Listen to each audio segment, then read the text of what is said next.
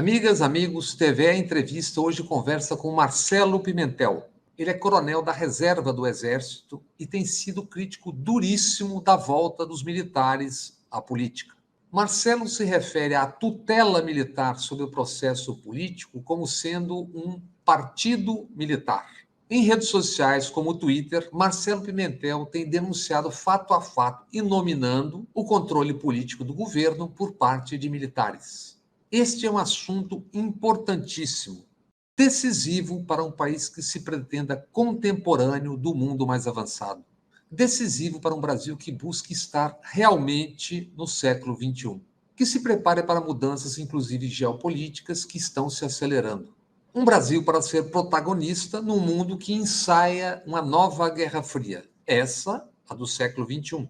Um país que não siga se perdendo em debates que faziam algum sentido na Guerra Fria do século passado. Marcelo Pimentel, coronel na reserva do Exército. Tudo bem? Tudo bem, Bob. Boa tarde. Boa tarde. Marcelo, você nasceu onde, quando e por que se tornou militar? Qual foi o caminho? Bom, sou pernambucano, nasci aqui no Recife, a cidade onde eu vivo atualmente, desde que fui para a reserva em 2018. Nasci no dia meia dúzia de novembro de 1966. Tenho, portanto, 55, vou fazer 56 anos. Ingressei no Exército, sou filho de militares, tenho parentes ascendentes militares em fevereiro de 1981, quando ingressei aos 14 anos de idade, na Escola Preparatória de Cadetes do Exército, em Campinas, para fazer o ensino médio, e dali fui para a AMAN, onde me formei em 1987, na arma de artilharia. Marcelo, Mourão, vice-presidente da República. Paulo Sérgio, ex-comandante do Exército e atual ministro da Defesa. General Heleno, chefe do Gabinete de Segurança Institucional do presidente Bolsonaro. Santos Cruz, ex-ministro do governo. Assim como dezenas de outros militares, esses generais citados, eles usam suas patentes ao se apresentarem nas redes sociais e etc. Por que você, coronel Marcelo, digo eu, não usa coronel quando você se apresenta habitualmente nas redes sociais, como o Twitter, por exemplo? Porque a lei não permite. A lei que regula os deveres, os direitos e a ética militar, que é a Lei 6.880, promulgada ainda durante a ditadura, então foi a própria ditadura que estabeleceu isto, né?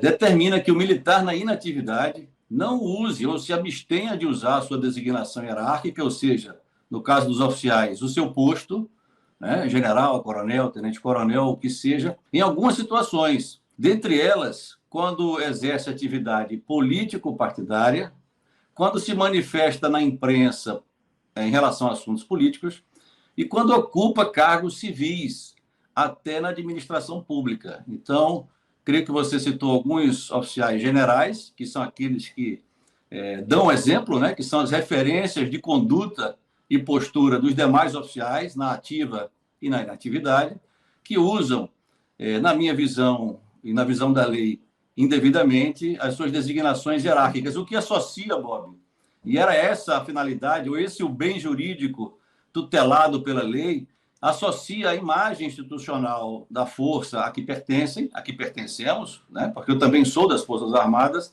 às suas visões político-partidárias, que, apesar de legítimas, são pessoais, né? Não são coletivas, até porque instituições de Estado, como o Exército, não têm posição político-partidária ou não deveriam ter.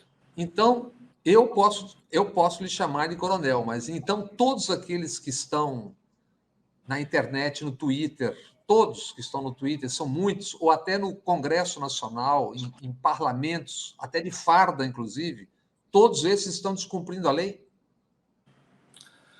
Veja, na minha visão, há um descumprimento da lei, né? E falando em lei, Bob, se eu estou aqui conversando com você sobre um tema que envolve militares, eu faço amparado pela lei, uma outra lei, a 7.524 de 86, ou seja, logo após o final da ditadura, que permite ao militar inativo expressar livremente a sua opinião sobre temas de natureza política, ideológica, filosófica, de interesse público, independentemente dos regulamentos disciplinares. Claro que esta lei não revogou a Lei 6.880 de 80. Eu posso me expressar, posso fazer a apresentação das minhas análises e opiniões, mas não devo, porque é o nosso estatuto ético utilizar a minha designação hierárquica, porque não se pode ter a menor impressão, ou seja, a sociedade que estabeleceu aquela lei, né, por intermédio da organização do Estado, que a promulgou, né, e o presidente João Figueiredo a sancionou,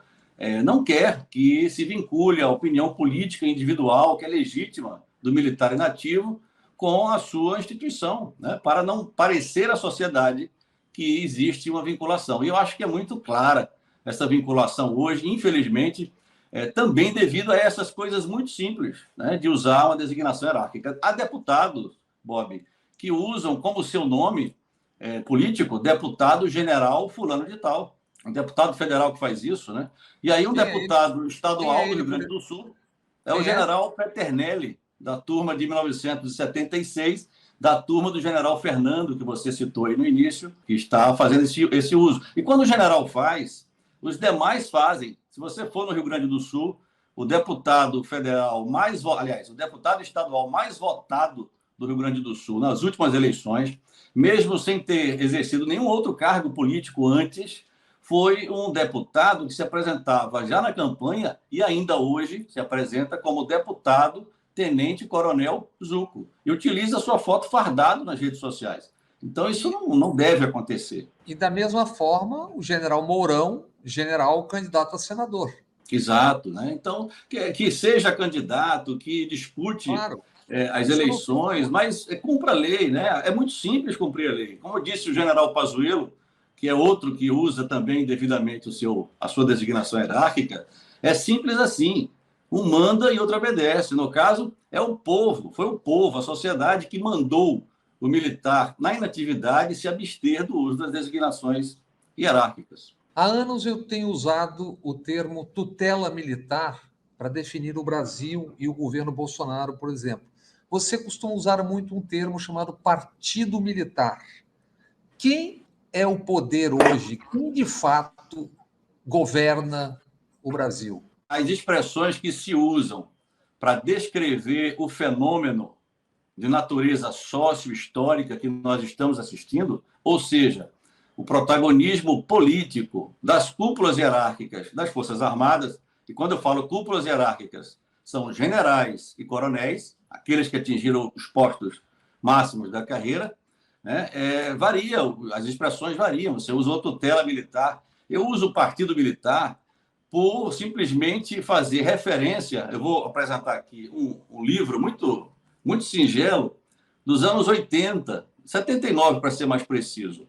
Os partidos militares no Brasil, em que uma equipe de cientistas políticos, cientistas sociais, historiadores, dentre eles o professor Eliezer Riso, Manuel Domingos Neto, que estão aí na ativa, fazendo as avaliações hoje desse protagonismo, e o brasilianista Alain Rouquier, já falecido, tentaram usar essa expressão metaforicamente para descrever o protagonismo político das épocas em que analisavam, ou seja, os anos 45 até 79, né? 45 a 64 em democracia e de 64 a 79, a época em que escreveram esse livro, numa ditadura. Então, nesse período, eles perceberam que a ação política das Forças Armadas, do Exército em particular, era muito parecida com a ação política de grupos que, no conceito mais genérico, né, da melhor sociologia de Max Weber, por exemplo,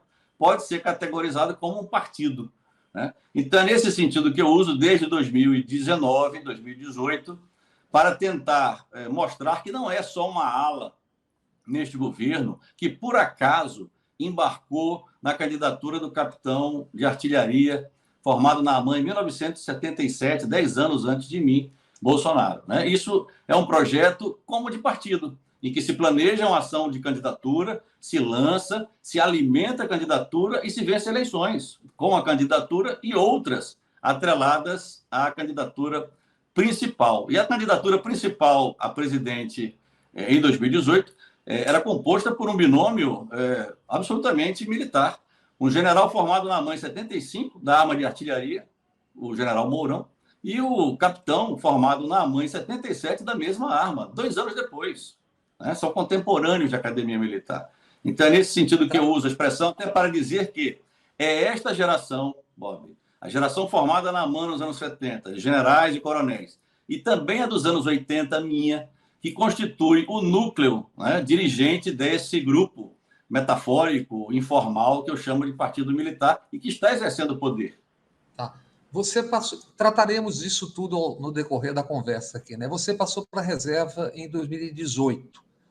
Por quê? E, à época, quantos generais que estavam no alto comando estiveram depois ou já estiveram em cargos políticos? Bem, a passagem de um coronel para a reserva, né, um coronel que, digamos, tem todos os requisitos à promoção general, a escolha general para a reserva se dá normalmente quando ele não é escolhido para a promoção. Né? Então, a escolha a general é uma decisão do alto comando do Exército em reunião, acontece 3 ou 4 vezes ao ano, à medida que aparecem vagas. Né? Então, o alto comando da ocasião, a minha turma começou a ser promovida em 2017, né? Julgou por bem escolher outros, né? Independentemente das ordens de mérito montadas para a promoção. Isso é normal, faz parte da vida do coronel, né? A maioria não sai general. E em 2017, então, ao perceber que não seria escolhido, acabei cumprindo meu tempo de cargo de chefe de Estado-Maior de uma região militar, que havia sido convidado para isso, e fui para a reserva normalmente em janeiro de 2018. Agora, antes mesmo de ir para a reserva, desde que voltei ao Brasil de uma missão no exterior de 2 anos, em 2016, e fui servir... Foi uma missão de aditância, de adido militar, na América Central e no Caribe. Então, quando eu voltei, fui servir no Estado-Maior do Exército, em 2016, e no QG, né, no Quartel-General do Exército, e percebi que se montava o comportamento de alguns colegas, coronéis e generais, se assemelhava a uma espécie de militância política pela candidatura do capitão Bolsonaro. E manifestei disciplinadamente, ou seja, intramuros, para meus companheiros e para meus chefes imediatos, um deles, o próprio general Santos Cruz, com quem eu trabalhava na ocasião, a minha preocupação, a minha contrariedade com esse tipo de comportamento. Né?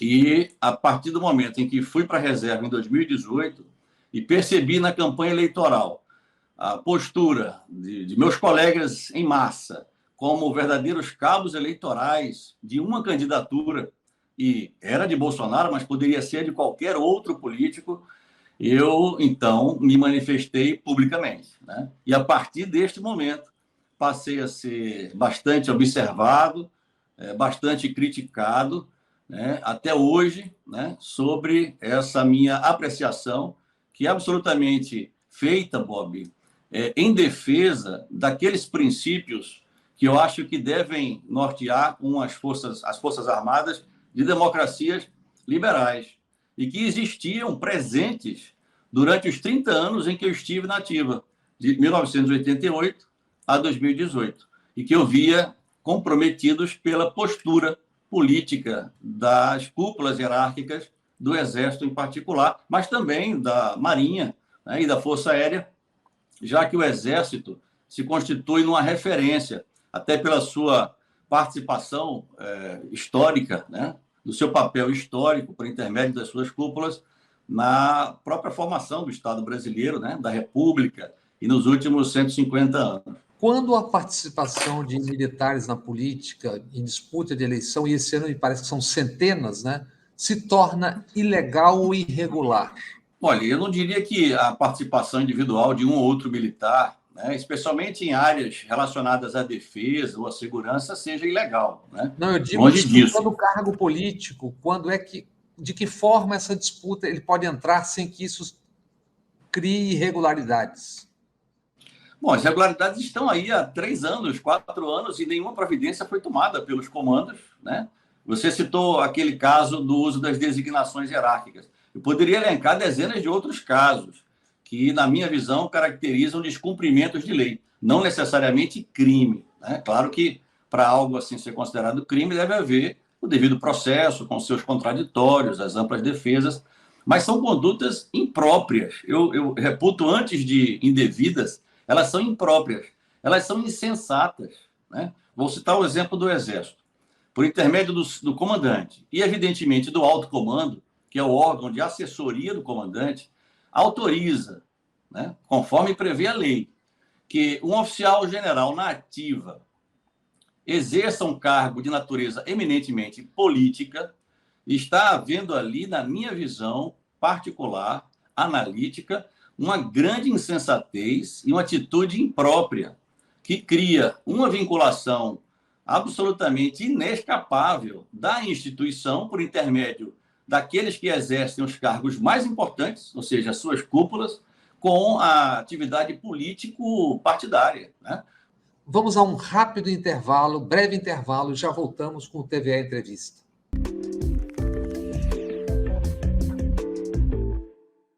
TVA Entrevista, tendo hoje uma importante conversa com o coronel da Reserva do Exército, Marcelo Pimentel. O que tem de regular, ou não legal, o que é estranho na participação de generais, por exemplo, no governo Bolsonaro? Nos dê alguns exemplos, nomine, por favor.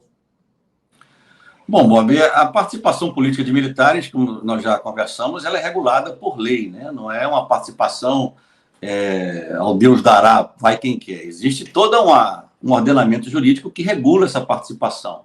E é normal até que ele participe ocasionalmente em áreas relacionadas à defesa. Mas o que nós estamos vendo já há 3 anos e meio, praticamente 4 anos, é uma participação massiva de generais, e muitas dessas participações eu reputo como impróprias e indevidas, né?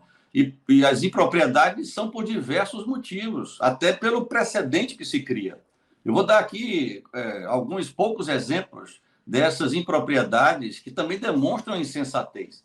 É o caso, por exemplo, dos generais na ativa que exercem cargos de natureza eminentemente política no governo, né? E não se pode esquecer que aceitar um cargo de comissão, cargo em comissão, ou um cargo de confiança num governo é, por natureza, um ato político, ainda que o cargo seja na esfera administrativa.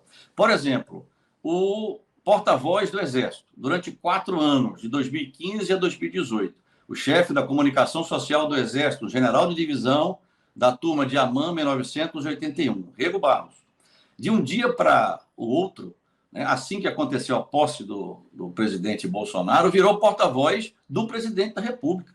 Isso é impróprio em relação a qualquer presidente, né? Porque não é nenhum laço entre a imagem do Exército e a imagem do presidente da República. É um nó, né? E ele ficou 1 ano e meio, praticamente 1 ano na ativa, exercendo esta função. E se e quando o presidente da República mente, o porta-voz está mentindo, e, no caso, sendo um general da ativa do Exército.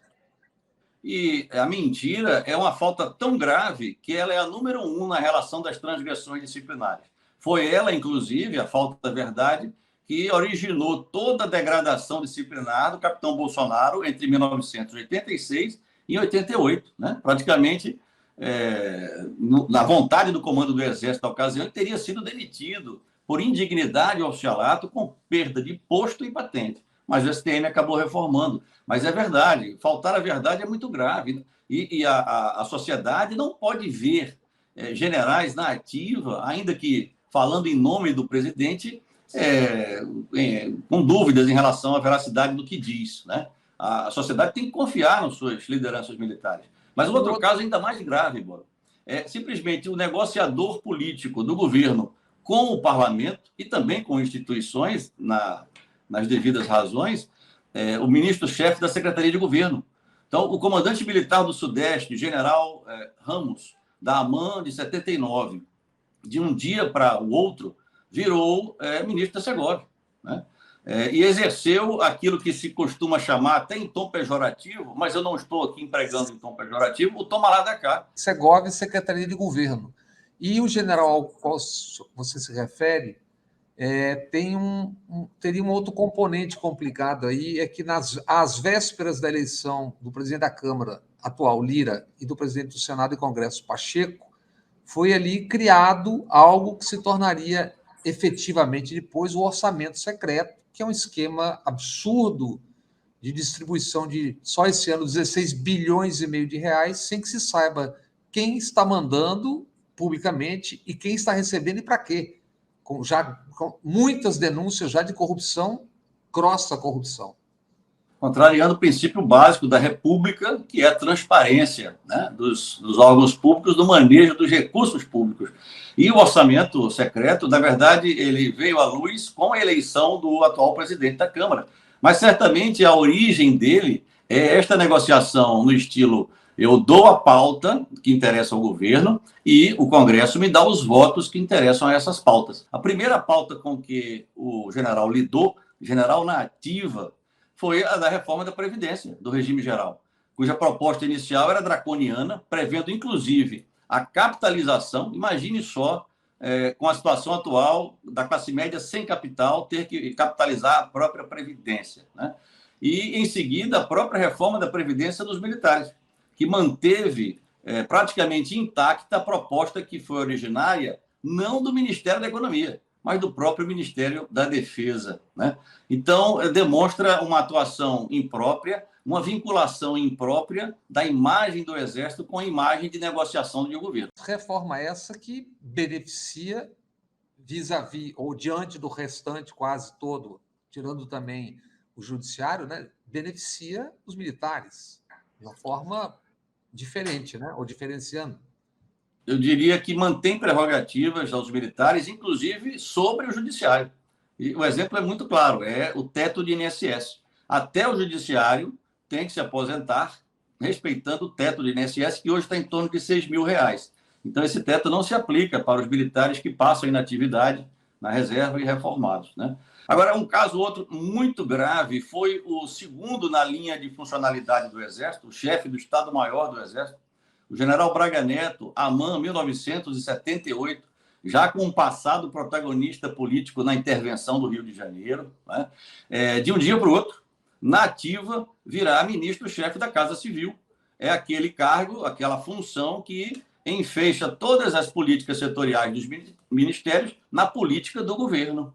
E no bojo da ida de um general na ativa para a Casa Civil, o próprio general Pazuello, AMAN, 1984, o que demonstra que a minha geração, dos anos 80, também já está absolutamente compondo a direção política desse grupo. Então, um general que manifestou publicamente não saber nem o que era o SUS, vira o ministro da Saúde na fase mais crítica da pandemia. E veja, para encontrar a vontade de quem nomeia, que é o presidente, nominalmente, né, com a vontade de quem aceita o convite, existe uma vontade no meio, que foi a vontade do comandante do Exército, porque é a lei que lhe determina, por delegação do presidente, a capacidade, a faculdade de autorizar.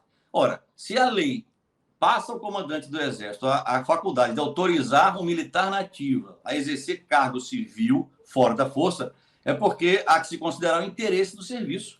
Então, é muito óbvio de entender que a participação política de generais da ativa em governos não condiz com o interesse do serviço. E não é bom para a imagem institucional de Forças Armadas e do Exército, que não pode ser percebida pela sociedade como fazendo parte de uma visão política, de um grupo político, por melhores que sejam as intenções, Bob.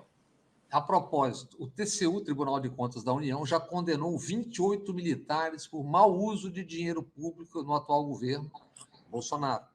A CGU apontou que pelo menos 2.300 militares estão ocupando irregularmente cargos na estrutura de Estado, governo federal. E sabemos que mais de 6.000 militares estão no governo federal. Qual é o problema que resulta disso? São vários problemas, né? Primeiro, é uma regressão histórica. Por isso que eu digo que esse protagonismo político também é anti-histórico. Porque nas lições da nossa história, todas as vezes que cúpulas hierárquicas das Forças Armadas se apresentaram sobre o palco da política, em vez de estabilidade e de consolidação da democracia, seja uma democracia mais aberta, ampla, ou uma democracia da nossa Constituição, do Estado Democrático de Direito, isso não foi conseguido. Pelo contrário, a participação de militares sobre o palco da política enfraquece a democracia na medida em que retira das instituições e das lideranças políticas civis este papel de fazer a luta política, porque é a luta política polarizada que legitima e fortalece a democracia. Mas não pode aquele a quem a Constituição deu lá como segunda missão, depois de defender a pátria, a garantia dos poderes constitucionais, sair debaixo do palco da política, passar para cima do palco da política, atrelado a um polo da luta política e fazer o embate político, né? Com que autoridade institucional, moral, fundamental nós vamos ter de invocar a Constituição, né? Ou a autoridade que cabe invocar a Constituição? Nós não somos deliberantes, né? Não somos deliberantes. Invocar-nos para garantir os poderes constitucionais quando um dos poderes, o executivo, está, como você disse, em números, mas eu apresento numa figura de pensamento: cabeça, tronco, membros, entranhas e alma repleta das cúpulas hierárquicas das Forças Armadas, porque não são sargentos e capitães, são coronéis, generais, tenentes-coronéis e até majores, ocupando todos os espaços da máquina governamental do Estado. E não só no Executivo, Bob, também no Judiciário, que é outro aspecto que a sociedade tem que observar com lupa. Em cada TRF existe general assessor de presidente e desembargador. Cada tribunal regional federal, é isso? Em cada TRF. No STJ tem um general lançando o livro, assessor de presidente do STJ. Teve general assessor de presidente do STF. Ia ter general, Bob, diretor-geral do TSE, em outubro, general que foi ministro deste governo, general Fernando Aman 76. E eu faço questão de abrir um parênteses, que as menções que eu faço a esses generais, a coronéis, nominalmente ou em geral, são sempre, Bob, no sentido das suas ações políticas, que são de interesse público. Nunca faço observações críticas às carreiras militares deles, cobertas de êxito, em princípio, e muito menos às suas vidas privadas. A minha crítica individual, quando eu a fizer, é em função disto. Então, este protagonismo tem que ser percebido. Porque se não for percebido em sua real dimensão, não como se fosse uma floresta verde-oliva, indistintamente composta por árvores que ninguém conhece, mas cada uma das árvores e do papel dessas árvores na composição dessa floresta. Porque o próximo projeto político vencedor em 22, seja lá qual for o projeto político do nível federal, porque é este que cabe tomar providências, tem que entender e tem que agir. Não com revanchismo, ou qualquer sentido de vingança, ou qualquer coisa nesse sentido, até porque isso dá força às estratégias deste grupo de amalgamar a família militar contra quem o fizer, mas de forma institucional. Por exemplo, o próximo ministro da Defesa tem que ser um civil. Por exemplo, o militar que usa a designação hierárquica para participar de política tem que ser punido se não deixar de usar quando admoestado pelo seu superior. Coisas simples, pequenas. Nós vamos conseguir fazer coisas muito grandes. E a principal coisa grande que a gente tem que fazer é reconstruir a muralha institucional que construímos nesses 30 anos, separando Forças Armadas, militares, de política e governo. Essa muralha ela foi ultrapassada por cima, foi ultrapassada por baixo e atravessada. A gente tem que reconstruir isso. Se noticia que o Exército comprou um sistema para acessar celulares e capturar informações em Facebook, Instagram, etc, etc. E que não estaria explicando por que tal compra. O que eu te pergunto é o seguinte: o que é fato nisso, o que é fantasia, e por que isso, incluindo a informação, tornando-se pública às vésperas das eleições? Bom, aí a gente ia ter que sair da borda da piscina e mergulhar, né, nessas águas para entender que, desta vez, diferentemente das outras vezes em que o protagonismo político das cúpulas hierárquicas era sinônimo de rompimento institucional, ditadura, golpe, tentativa, putsch, quartelada, desta vez ela é feita de uma forma mais inteligente, de modo que a gente está preocupado com um golpe, né? E talvez Já este se deu. golpe já deva ter acontecido. Na Já verdade, se ele vem deu lá sendo atrás. escalonado. Pois não? Golpe que dá. Se a gente quiser entender isso direito, isso tem um processo político muito claro do impeachment, inclusive depois sucedido por intervenções do comandante do Exército para impedir que um candidato, no caso Lula, disputasse as eleições de 2018, aliás, confessado no livro pelo próprio então comandante do Exército Vilas Boas, e confessado também por Temer, que diz que outro personagem que nós vamos tratar daqui a pouco, o general Etchegóin, ambos conversaram com o Temer um ano antes, como se Temer foi pedir licença para golpear, digamos assim. Isso é a minha interpretação. Então, quando eu retornei ao Brasil em 2016 e fui trabalhar no Estado-Maior do Exército, o chefe do Estado-Maior do Exército era o general Etchegóin. Sérgio Etchegóin. Sérgio Etchegóin. Né? Eu falo sempre o nome de guerra, porque é assim como nós nos conhecemos. Né? Então, eu percebi que havia uma participação ativa do próprio general Etchegóin, que em fevereiro já se sabia, já se comentava nos corredores que ele seria o ministro do GSI, né? E isso acabou acontecendo em maio, junho, né? E o próprio general Vilas Boas. Era muito flagrante, foi muito claro para mim o que estava acontecendo ali. Né? E eu me manifestei, como disse a você. Então, esses fatos que acontecem há 3 anos e meio, né? Principalmente a partir da pandemia, Bob, a partir de 2020, e eu vou citar um fato. Dia 19 de abril de 2020, o capitão Bolsonaro, o presidente, se dirige à frente do QG do Exército numa manifestação pedindo golpe, ditadura, AI-5, intervenção militar, na frente do QG do Exército. 3 dias depois, houve aquela reunião do 22 de abril, que o ministro Celso de Mello, antes de se aposentar, acabou liberando para o público assistir. Ou seja, uma reunião escatológica que foi gravada. Né? É muito estranho, né? Uma pessoa, sabendo que está gravada, ter aquela postura absolutamente, aquela da boiada, né? Do ministro do Meio Ambiente e tal, os palavrões ditos pelo presidente, com alguns generais calados ali no seu entorno, 3 generais no seu entorno, o general Mourão, o general Ramos e o general Fernando, ministro da Defesa, ali ao lado do presidente da República. Né? O general Braga Neto também estava lá discutindo com Paulo Guedes sobre o plano Marshall. Né? Então, a partir dali foi se construindo a personagem do Bolsonaro golpista. Porque, na minha visão, é muito sintético o que eu vou dizer agora, o partido militar que está no poder com o Bolsonaro, né, utilizando o Bolsonaro até 2019 como mito, né? Depois como cavalo de Troia, que permitiu a ocupação desses espaços. E desde 2019 até 2020 como espantalho, atraindo para ele as atenções mais prosaicas na área de educação, na área de cultura, que são áreas de muito rebuliço, né, de muita opinião em rede social. Por exemplo, ficamos entretidos com o filho dele durante 3 meses como virtual embaixador do Brasil nos Estados Unidos, enquanto passava a reforma da Previdência e um general na ativa negociava o toma lá da cá com o parlamento. Isso, na sua interpretação, são movimentos conduzidos por militares. Isso é um projeto de poder tocado por militares, é isso? Não, que o projeto de poder está tocado por militares é inevitável dizer. E aí foi bom você fazer essa questão, porque quando a gente vê a frase Bolsonaro e militares, ou Bolsonaro e militares pró-Bolsonaro, ou militares contra Bolsonaro. Bolsonaro é militar, né? Então não existe, ou é um pleonasmo ou tem alguma disfunção interpretativa.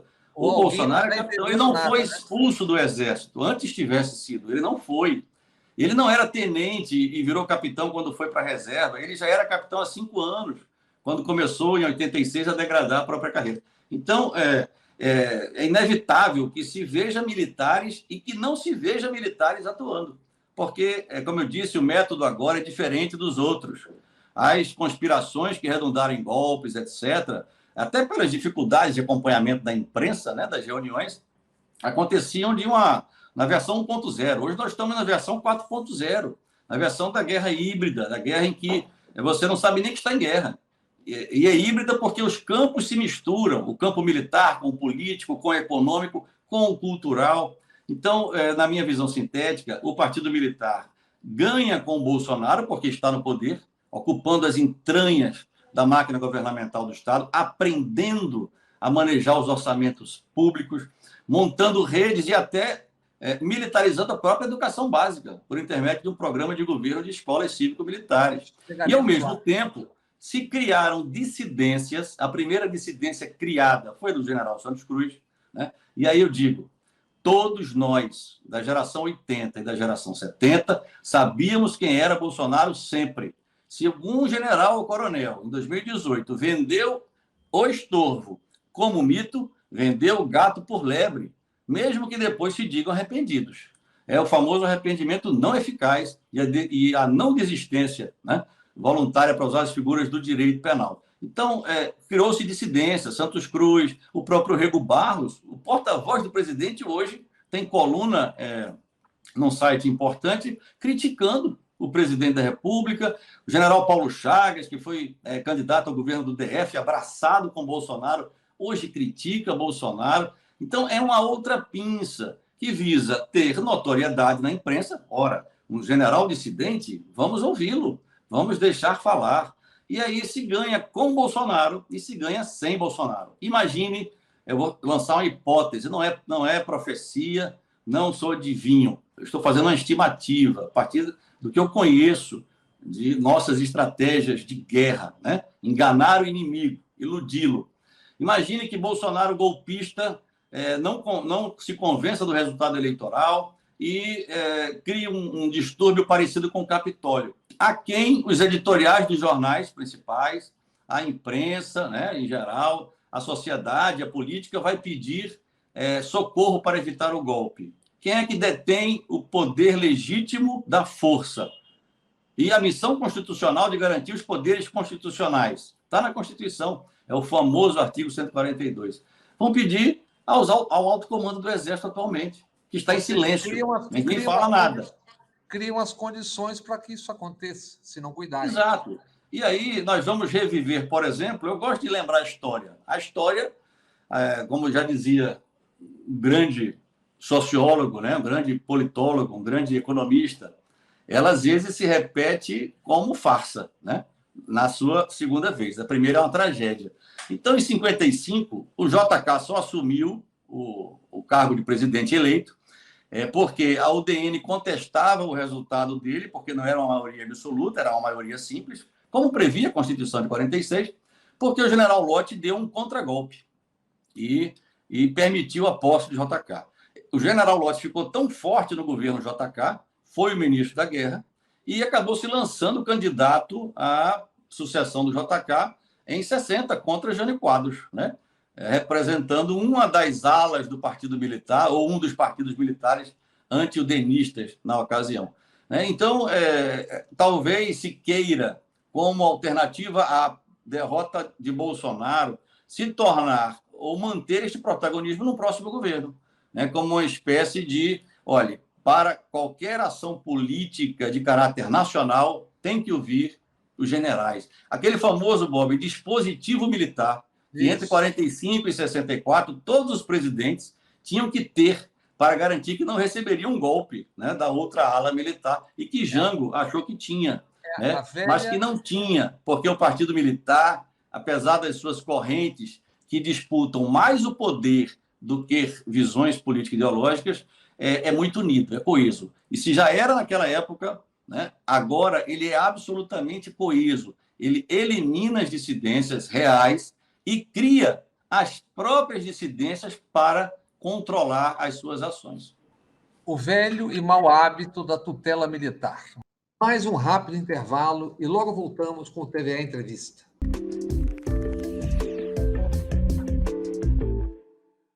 TVE Entrevista, hoje tendo uma importante conversa com o coronel da Reserva do Exército, Marcelo Pimentel. Quem são ou quem é os pensadores, o Golbery ou os Golberis, esse evidente, claro e óbvio projeto de poder militar? Aliás, a gente está falando de poder militar porque a gente ainda não chegou, nem sei se haverá tempo para lembrar que ocuparam todas as grandes estatais, etc, etc. Mas quem são os pensadores disso aí, os principais? É sempre bom referenciar Golbery, porque o papel de Golbery, o próprio general Geisel, na abertura lenta, gradual e segura, né, e acabou redundando na Constituição de 88, que foi, em certo sentido, controlada pelo Centrão, né? Ali está, inclusive, a gênese dessa expressão que a gente usa. Ela foi articulada de uma forma tal que não se percebeu, mas a ditadura ela conseguiu se preservar por intermédio da preservação dos seus principais agentes, as suas cúpulas hierárquicas. Quando o coronel Ustra vai lá na Comissão da Verdade em 2014 e diz: quem devia estar sentado aqui era o Exército Brasileiro, é demonstração disto. As responsabilidades individuais pela ditadura foram diluídas pela instituição. Como o Brasil não pode condenar uma instituição, né?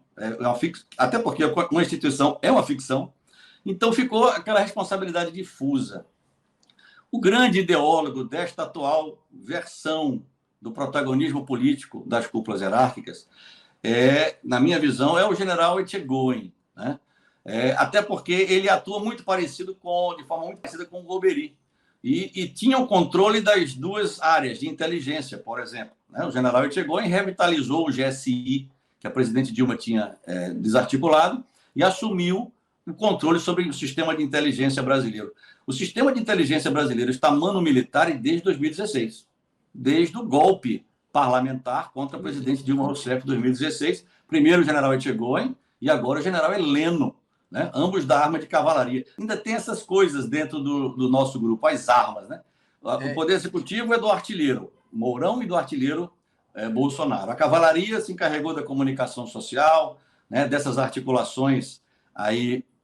Foi a vanguarda do Partido Militar, é uma característica da cavalaria ser a vanguarda. O general Etchegoyen foi a vanguarda do Partido Militar no governo Temer, né? Criou condições para o fenômeno. Então, ele é, digamos, o articulador, mas não age só. Evidentemente que não existe um plano escrito ou grandes elucubrações. É só aplicar os nossos manuais. Manual de Operações de Informação, ou seja, controle da opinião pública, que é o centro de gravidade da guerra moderna. Operações psicológicas, né? De controlar os comportamentos, corações e mentes dos stakeholders, né? Dos agentes com quem nós vamos trabalhar. Daí, atos para manter o estresse permanente, o medo. Exatamente. E a dissimulação, porque você me começou perguntando sobre o fato da revelação de que o CDCiber, Centro de Defesa Cibernética, que é do Ministério da Defesa, né? Embora seja composto majoritariamente por elementos do Exército, comprou um equipamento que aumenta a capacidade, veja, eu estou dizendo, aumenta a capacidade de obtenção de dados negados a partir da rede de telemática de celulares. Essas capacidades já fazem parte da inteligência militar. Ela foi simplesmente aumentada e agora passada para o CDCiber. Mas o CDCiber, ele faz parte do sistema de inteligência brasileiro.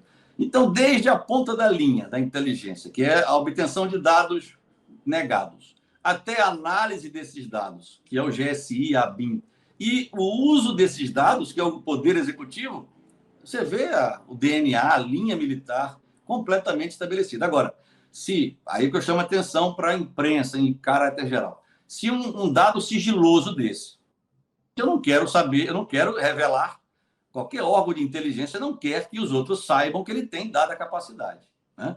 Se isso aparece disponível a um jornalista capturar essa mensagem, ou se ele recebe, não sei como obteve, certamente foi de forma legítima e profissional, é porque se quis vazar. Ou é absolutamente incompetente o sistema de contra-inteligência que permite exatamente que dados não possam ser vazados do meu sistema executivo operacional. Então, é só um exemplo. Se vazou, é porque interessa vazar, né? Ou seja, todos nós estamos agora preocupados que alguém pode estar escutando essa nossa conversa ou as nossas mensagens privadas de celular, como, aliás, o Edward Snowden já revelou 10 anos atrás em relação aos grampos do governo Barack Obama em relação ao chefe de Estado do mundo inteiro, inclusive da presidente Dilma. Lembrando, só para uma pitada final nessa sua fala, que Etchegoyen é de uma família que há quase um século estava envolvida na tentativa, na derrubada de Washington Luiz, então presidente, e depois com Getúlio Vargas, e depois com... Foi chefe de polícia, antes do Felito Miller. É isso, é uma família que tem tradição. As amigas e os amigos, agora, interrompendo brevemente, elas verão uma cena que é fundamental nisso tudo que nós estamos conversando, Em 2014, Bolsonaro, deputado, visitando a Academia Militar das Agulhas Negras, a convite, Marcelo nos dirá de quem, e fazendo proselitismo político, lançando sua candidatura a presidente da República, e inclusive falando em morte. O que foi aquilo e qual é a gravidade e a importância daquilo? Bom, Bob, essa pergunta o jornalismo brasileiro, as autoridades, os líderes políticos devem fazer, em primeiro lugar, ao comandante da AMAN de 2014, que foi quem convidou o deputado Bolsonaro. Aliás, o comandante da casa, né, do quartel, é o responsável por emitir os convites, né, para os eventos. Quem era? E ali era o general Tomás, né, da turma de 1981, que era general de brigada, recém-promovido. E eu reitero aqui, Bob, as minhas observações são em função das ações políticas, né? Deixar um político fazer comício no quartel é uma ação, uma missão, se ele não conhece, não sabia do fato, de natureza política.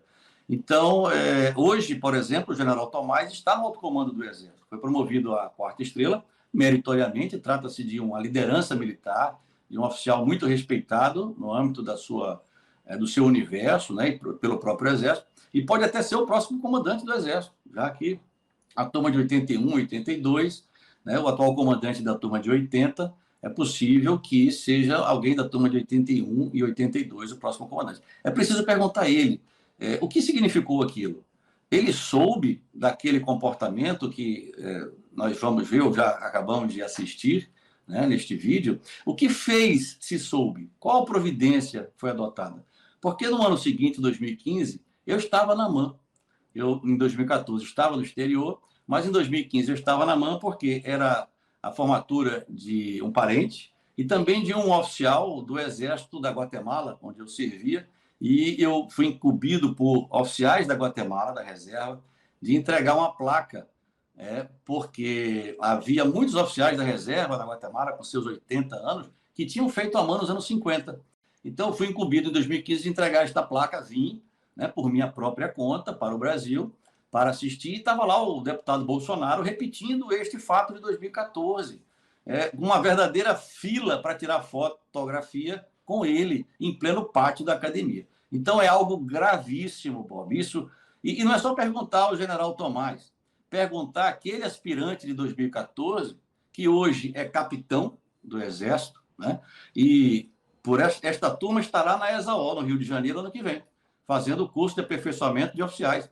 O mesmo curso que o capitão Bolsonaro fazia por ocasião daquele famoso croquis das bombas. Só para deixar claro, o croquis das bombas é que numa campanha salarial, que ele estava envolvido, numa conversa com a revista Veja, ele disse que era parte do plano explodir bombas na adutora do Rio Gandu. Isso a Veja, à época, tratou com bastante profundidade. Exatamente. Então, se esse aspirante, né, se dirige aplausos, depois do presidente dizer que, com o apoio de vocês, vamos jogar este país para a direita, que vai morrer gente pelo caminho, que em Brasília eu sou atacado por bandidos, e os aspirantes aplaudem, né? Precisa perguntar ao capitão hoje, entrevistar, né? O que significa aquilo? Tem que perguntar ao capitão de hoje se, quando ele for general em 2040 e um deles for o comandante da AMAN, se algo assim vai se repetir. E se nós vamos ficar no Brasil tendo que ver a história passar sem passar, né? Em que esse protagonismo político das cúpulas hierárquicas é evidenciado de uma forma tão clara por uma ação ou omissão de convidar um político e permitir que ele discurse politicamente, vai se repetir ou não. A gente tem que interromper este processo, tem que reconhecê-lo para interrompê-lo. Senão, Marcelo, a situação vai se agravar. Em 2018, como interventor, portanto, como governador do Rio de Janeiro, o general Braga Neto tinha à disposição todo o aparato de informação de inteligência das polícias, das Forças Armadas. Por exemplo, não é possível que ele não soubesse da relação de milicianos, clara relação, homenagens, etc., de membros da família Bolsonaro com o capitão Adriano da Nóbrega, tido como chefe do escritório do crime, uma organização de pistoleiros. Ou Queiroz, rachadinhas, etc., tudo que já se conhece. E dali ele sai para o Comando Maior do Exército e vai para a Casa Civil, convidado 2 dias depois do assassinato do capitão Adriano da Nóbrega. e agora é candidato a vice-presidente da República. Como ver isso? Ver de trás para frente, Bob. Nós temos um candidato a vice-presidente da República, mais uma vez um general, agora de 3 turmas adiante, Mourão 75, Braga Neto 78, né, com esse histórico que você fez. E a intervenção de 2018, na minha visão, consiste um dos 3 elementos que foi fundamental para a associação da imagem do Exército, deliberadamente, com a imagem da candidatura do binômio presidencial, né? Então, além de todos esses aspectos que você citou, que ainda estão sendo muito pouco abordados, ou abordados com pouca profundidade pelo jornalismo brasileiro, né? Haja vista que a prisão de Rony Lessa, o assassino de Marielle Franco, aconteceu após a posse, né? Se não me engano, em fevereiro ou março de 2019, né? Quando talvez fosse provável que já se soubesse da autoria de um vizinho, né? Imagine na campanha eleitoral a prisão de Rony Lessa, vizinho de porta, praticamente, do candidato líder nas pesquisas, né? Então, aquela GLO com o Exército na rua, 24 horas no Rio de Janeiro. Além de travar a reforma da Previdência, porque as PECs não podem tramitar enquanto há uma intervenção federal, e travando a reforma da Previdência do regime geral, enfraqueceu politicamente o Temer e, ao mesmo tempo, travou a nossa reforma, cuja proposta do governo Temer era muito mais rigorosa do que a que acabou sendo aprovada em 2019, aquilo foi um fator importantíssimo para que a sociedade carioca, e a sociedade carioca, o Rio de Janeiro é muito importante, em termos políticos, simbólicos, para a formação da opinião pública brasileira, né? Basta ver que a questão da milícia parece ser um problema de segurança pública nacional, quando, na verdade, é algo muito restrito a algumas áreas do Rio de Janeiro, né? Principalmente na capital do Estado. Então, aquilo foi, na minha visão, a colagem das imagens das Forças Armadas com a proposta política de segurança pública, ou de militarização da segurança pública, tanto assim que foi eleito o Witzel, um desconhecido praticamente, capitão da Marinha, né,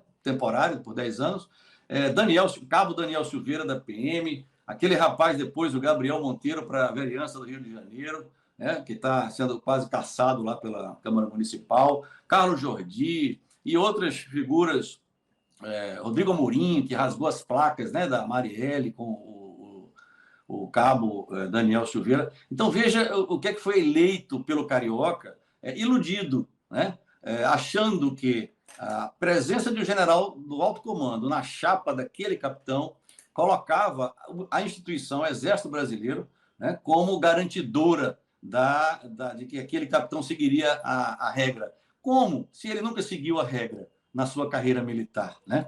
Como é que ele garantiria que seguiria os preceitos constitucionais? Basta ver o que ele tem feito nos últimos 3 anos e meio, como o general Mourão, por exemplo, que é candidato a senador pelo Rio Grande do Sul, está liderando as intenções de voto, né, nas últimas pesquisas, e utilizou, né, bastou ter um ar blasé e um tô nem aí com o Bolsonaro. E veja, a responsabilidade de um general Mourão em fazer com que a sociedade brasileira entendesse aquele candidato como garantido pelas Forças Armadas, ou seja, os valores das Forças Armadas, que nos deram elevados graus de confiança e credibilidade, foi muito forte. E veja como o general Mourão está repetindo o que o coronel Ustra disse, né, em 2014. Quando comemorou 100 dias do governo, ele disse para uma rede, eu acho que foi a Deutsche Welle, se não me engano, que se o governo fosse mal, a conta iria para as Forças Armadas. Não, a conta, o governo vá mal ou bem, a conta é do seu general Mourão e dos demais oficiais generais e coronéis que deram, emprestando a imagem do Exército, alguma credibilidade àquele candidato, enganando o grande capital, os empresários, as pessoas do povo, os religiosos, né? Enganando o brasileiro com relação à sua competência, à sua qualidade como líder. É o que nós estamos vendo, infelizmente, hoje. Marcelo, eu agradeço imensamente esse conjunto de informações que são muito preciosas para que entendamos onde estamos, de onde viemos e para onde podemos chegar. Muito obrigado, Bob, pelo convite, e é uma satisfação ajudar aqueles que devem agir politicamente a entender o fenômeno sócio-histórico que está diante de nós. E amigas e amigos do TVE Entrevista, obrigado pela atenção e nos vemos novamente na próxima semana. Um abraço.